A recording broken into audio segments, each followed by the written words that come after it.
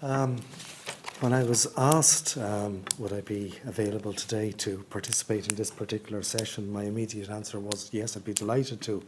I'd certainly welcome listening to the views of such a celebrated and involved individual like André.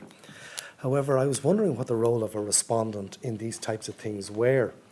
And it reminded me of a conversation I had with somebody last year. I was travelling, and during the course of my travels, there was an individual identified to look after me one evening. And it was a young lad who had left Ireland a number of years ago and working in the same business, the investment funds business, but in a different jurisdiction. And during the course of our conversation, it got around to sport. And he had told me that he had played with UCD, and he had played on the same team as Brian O'Driscoll. And again, a significant Irish thing is to associate yourself with excellence and brilliance, because it certainly does you no harm. But he was telling me that he played full back, and Brian O'Driscoll, as we all know, plays second centre. I said, that must have been great. I said, you must really have enjoyed it. And he said, yes. He said, Brian was so good and scored so often that my job was, I was the first to congratulate him when he scored, because he never passed. So dare I say it, my role today is somewhat similar. I'm the first to congratulate André on an insightful and a thought-provoking presentation. However, I suppose one of the other reasons for inviting me to participate is to widen the discussion, perhaps, outside the banking industry into the wider financial services sector. My area, as Pat mentioned, is investment funds. And I thought I'd just spend a few moments contemplating and considering regulatory reform in the wider financial services context, and particularly the discussions and considerations that are ongoing at a European level at the moment, specifically with respect to the September issuance of the European Commission. And I suppose, whilst contemplating and considering regulation, dare I say it, André's concluding paragraph is effectively what the points I wanted to make. There's absolutely no doubt that regulation provides the architecture for the financial services industry. The funds industry, in many occasions and on many occasions, has made reference to the fact that the legal and regulatory framework is the bricks and mortar with which the investment funds industry builds its products and services. Looking at what other people have said about regulation, one of the English MEPs made reference relatively recently to effective regulation at the EU level can make a massive contribution to achieving our shared goals of improving competitiveness, jobs and growth. And if I take one of the regulatory examples that certainly reflects all and everything included in that is UCITS. The industry that I'm involved in effectively commenced with the development of the UCITS product. It provided an opportunity for a jurisdiction like Ireland to establish an international investment funds industry. Not only an Irish industry was developed as a consequence, but also an international brand, an international financial services brand was established, whilst the European product, this UCITS, this product, investment fund product UCITS, is now sold in over 100 countries around the world, highlighting the appropriateness and the value of effective regulation. However, while effective regulation can deliver much, regulation does cost, and that was the point that André did make.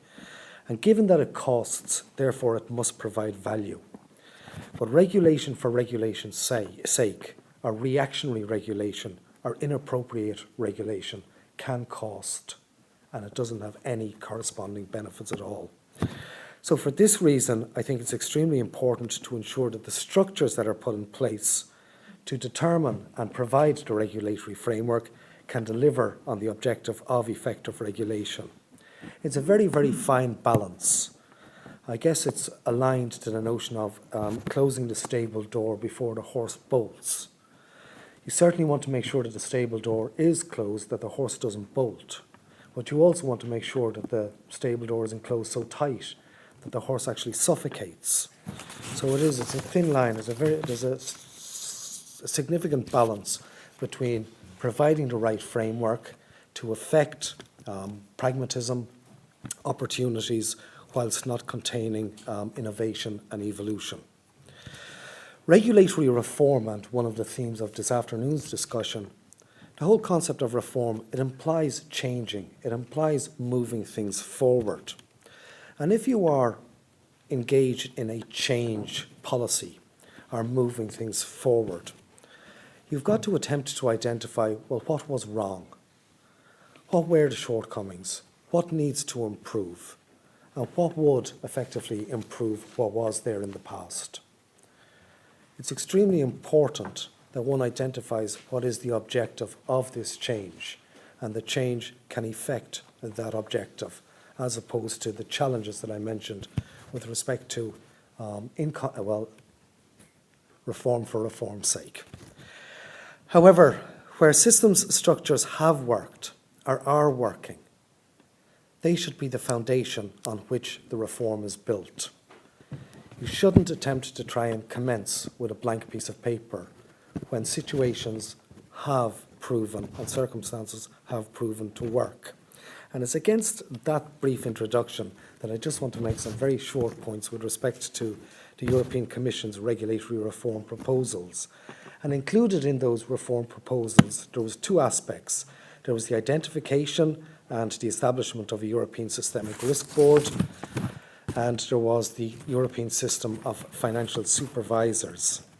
With respect to the Systemic Risk Board, all of those that I have spoken to have indicated a broad agreement for the requirement for a macro supervisory authority and a need for an early warning system, which is the objective of the Systemic Risk Board.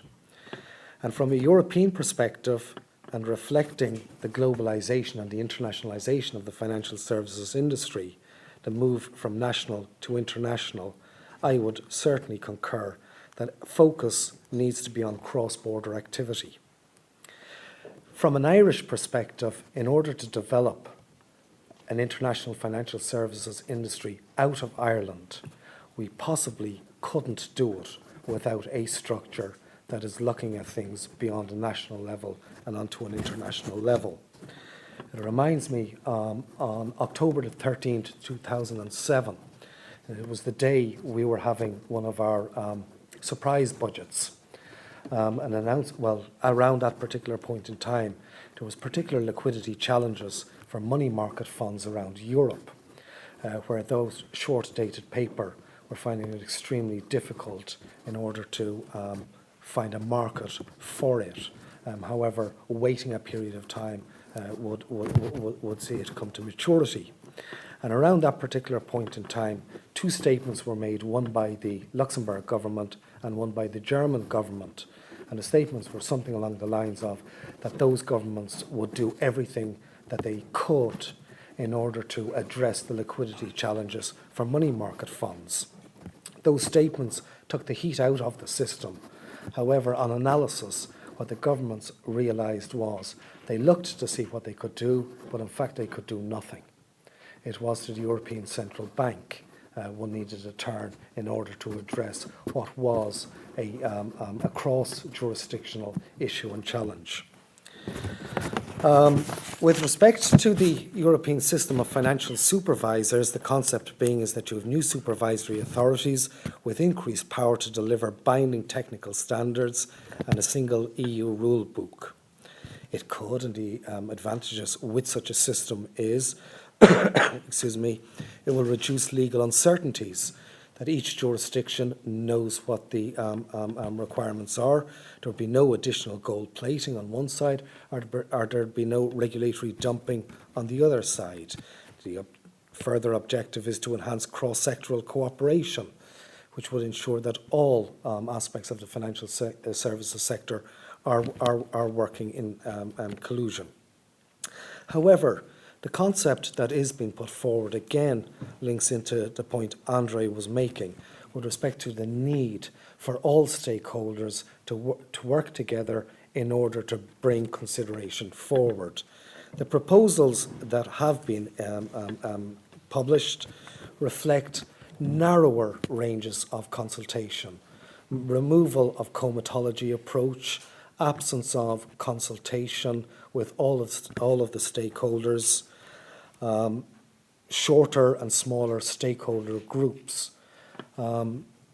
Those instances where stakeholder engagement and complete stakeholder engagement have been in evidence in the past have proven very, very successful, and where in the absence of same, serious issues have arisen, and none more so than any of you who are attempting to follow the Alternative Investment Fund Managers Directive that is travelling a very bumpy road through the European framework will have noticed that in the absence of prior consultation, issues can arise, do arise, and will arise without the collective engagement of all of those parties.